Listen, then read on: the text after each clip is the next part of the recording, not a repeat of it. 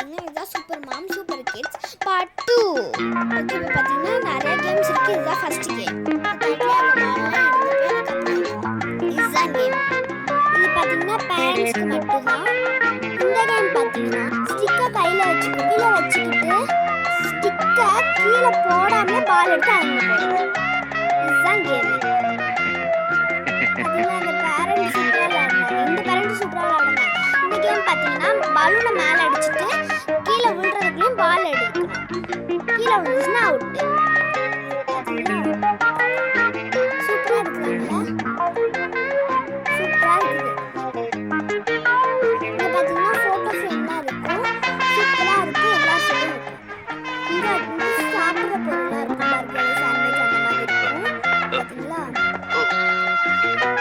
tomato sauce